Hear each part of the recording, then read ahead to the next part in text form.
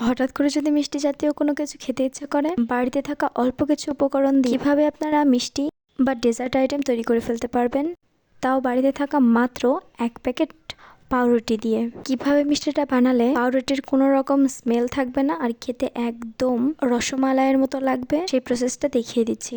আর ভিডিওর ভেতর অনেকগুলো টিপস শেয়ার করব। অবশ্যই না টেনে পুরো ভিডিওটা দেখবেন, তাহলে কোনো কিছু স্কিপ হবে না। প্রথমে আমি এখানে অল টাইমের যে ব্রেড আছে সেই ব্রেডটা আমি এখানে নিয়ে নিয়েছি, বা পাউরুটি যেটা বলে নিয়ে নিয়েছি। এরপর চারপাশে যে লাল অংশটা আছে সেই অংশটা আমি কেটে নেব। এই লাল অংশটা অবশ্যই কেটে নিতে হবে, তাছাড়া মিষ্টি তৈরি করলে মিষ্টির ভিতর থেকে পাউরুটির একটা স্মেল বের হবে। দেখতে পাচ্ছেন অল টাইমের যে হোয়াইট ব্রেড আছে সেই হোয়াইট ব্রেডটা আমি এখানে ব্যবহার করছি। আপনারা চাইলে অন্য কোনো ব্রেডও ব্যবহার করতে পারেন, তবে লোকাল কোনো ব্রেড ব্যবহার করবেন না, কেন লোকাল ব্রেডে পাউরুটির যে স্মেলটা আছে ওটা অনেক বেশি স্ট্রং হয়। তারপরে যে পাশে যে লাল লাল যে অংশগুলো ছিল অংশগুলো কিন্তু আমি হয় খেয়ে ফেলবেন বা ফেলে দেবেন, কেননা এগুলো কিন্তু মিষ্টির ভেতর কোনোভাবেই দেওয়া যাবে না। এরপর যে পাউরুটির অংশগুলো কেটে রেখেছিলাম এগুলো আমি তেলের ভেতর হালকা করে ভেজে নেব, একদমই কড়া করা যাবে না।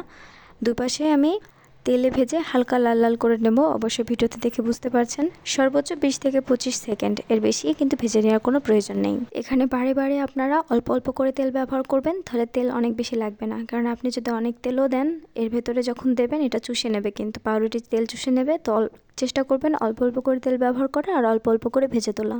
আচ্ছা, এখন যে মিষ্টি সুরা আছে সেই মিষ্টি সুরাটা আমি বানিয়ে নেব।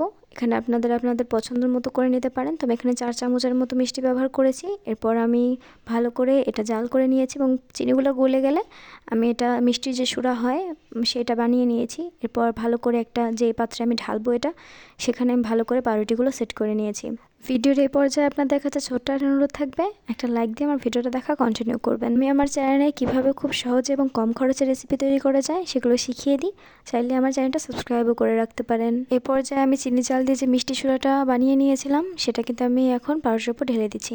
এটা কিন্তু একদম পানির মতো লিকুইড, একদম কিন্তু ঘন না। আর অবশ্যই মিষ্টি সুরাটা গরম অবস্থায় ব্যবহার করবেন না, তাহলে কিন্তু পাউরুটি গলে যাবে। অবশ্যই হালকা ঠান্ডা হওয়ার পরে কিন্তু সুরাটা ঢেলে দেবেন। এরপর আমি এক পাত্রে 1/2 কেজি পরিমাণ দুধ নিয়ে নিয়েছি। এরপর ভিতরে আমি কনডেন্স মিল্ক দিচ্ছি 1 চামচের মতো। এখানে আপনারা চাইলে কনডেন্স মিল্ক না দিয়ে সরাসরি এখানে চিনিটা ব্যবহার করতে পারেন, তবে চিনিটা যদি ক্যারামেল করে দুধের ভেতরে দেন তাহলে সেক্ষেত্রে কালারটা অনেক সুন্দর আসবে। এখানে আমি 1 প্যাকেট গুঁড়া দুধ ব্যবহার করছি, 10 টাকা প্যাকেটের যে গুঁড়া দুধ আছে সে প্যাকেটটা আমি এখানে ব্যবহার করলাম। আপনারা চেষ্টা করবেন 1 প্যাকেট 10 টাকা দামের 1 প্যাকেট গুঁড়া দুধ হলেও এখানে ব্যবহার করার জন্য, তাহলে কিন্তু টেস্টটা অনেক ভালো হয়। এরপর আমি কিছু কাঠবাদাম, কাজু বাদাম, পেস্তা বাদামও ছিল সেগুলো কুচি করে দিয়ে দিয়েছি। এরপর নাড়াচাড়া করে আমি প্রায় 5 মিনিটের মতো এটা জাল করে নিয়েছি। যেহেতু এর ভেতরে কনডেন্স মিল্ক এবং গুঁড়া দুধ আছে তো সেক্ষেত্রে ঘন হতে বেশি সময় লাগবে না।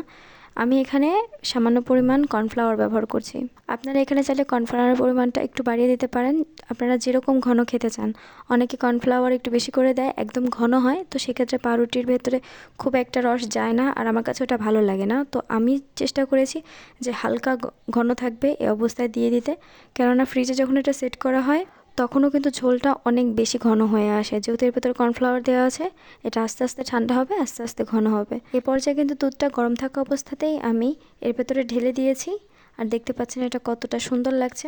এটা কিন্তু শুধু ঠান্ডা হওয়া পর্যন্ত অপেক্ষা করলেই হবে।